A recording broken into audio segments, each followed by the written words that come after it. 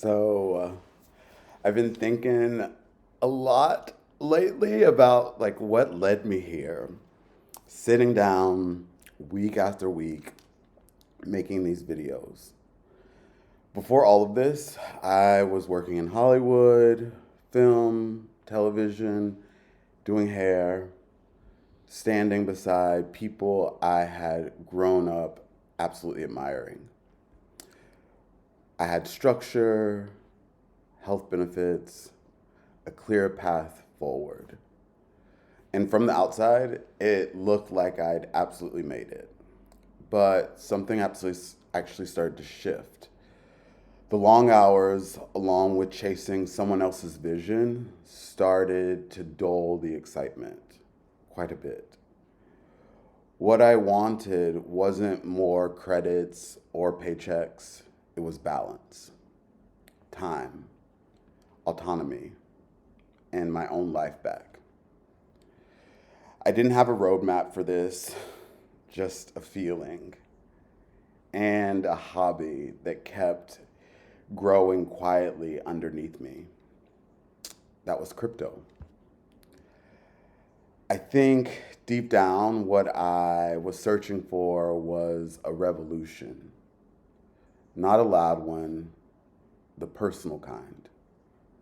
Freedom, balance, financial autonomy, and the ability to move through life on my own terms.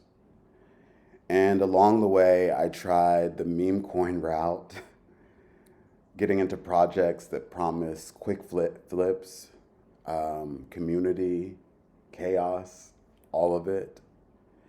And at the end of every pump, I felt the same thing, emptiness.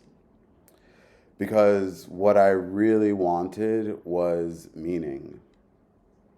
And that's actually what I think this space, Web3, blockchain, XRP, started to represent for me.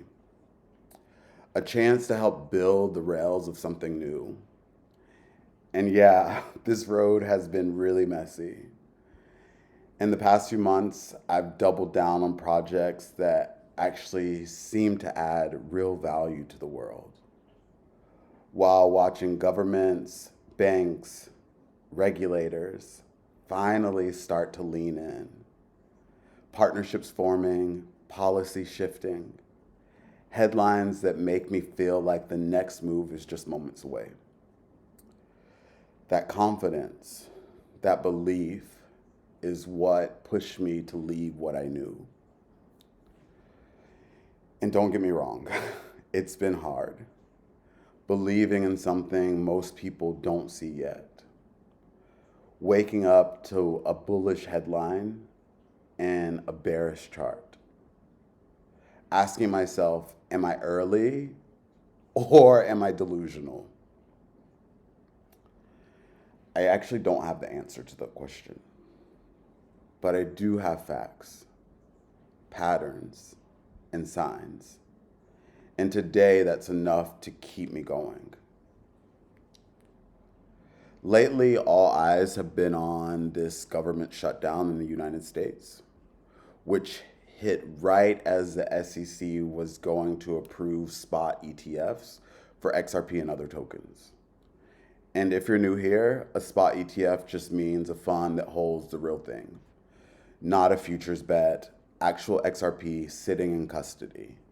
It lets investors, retail or institutional, buy exposure to the same way that they buy exposure to Apple or Tesla.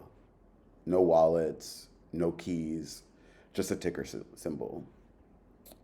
Several of those XRP filings are sitting with the SEC right now. After Bitcoin and Ethereum got the green light, XRP's window is coming, with the looks of it being between October and December of this year. If that happens, it's more than just a headline. It's actually a bridge between crypto and traditional finance, finally starting to hold weight. The moment XRP stops being just a token and becomes something that financial systems can actually invest in. That's not hype, that's infrastructure. That's part of the revolution. And even through this shutdown, and it feels really painfully timed, to be honest. It almost feels like history hitting pause. There's still movement happening behind the scenes. Take, for instance, Eric Trump's recent interview where he said, the battle that I'd like to win against the big banks is I'd like to see them gone in such a big way. I'd like to see them totally irrelevant. That statement, whether you love or dislike the family, taps into something bigger, a global frustration with how the old system has worked. A few gatekeepers deciding who gets access to money, credit, and opportunity. Now, look at Ripple. They're not fighting from the outside anymore. They're actually applying for a U.S. national bank charter and even a Federal Reserve master account. They're literally becoming the kind of institution that used to decide who gets to play. When you connect those two ideas, a world moving past traditional banks and a crypto company stepping up to become one, it's possible to start to see the architecture of the Internet of Value. Ripple's own leadership puts it very clearly. True to our long-standing compliance roots, Ripple is applying for a national bank charter from the OCC. If approved, we'd have both state and federal oversight, a new benchmark for trust, and blockchain doesn't replace banking, it upgrades it. Ripple filed that application back in July. The review process usually takes 120 days. But with cases like this, it can stretch up to a year. That means a preliminary decision could come around late October, with a final ruling sometime in 2026. If approved, Ripple stops being just a fintech company. It becomes part of the regulated banking system itself. And here's the last piece of the puzzle. Ripple was recently listed among the companies that helped fund renovations to President Trump's ballroom. Again, this isn't about politics. It's about positioning. In the real world, when you support someone's vision, you usually earn a seat at their table. So, while this isn't about backroom deals or conspiracies, it does suggest proximity, a level of influence that most crypto companies could only dream about. Ripple isn't just operating around the system anymore. It's weaving itself into it.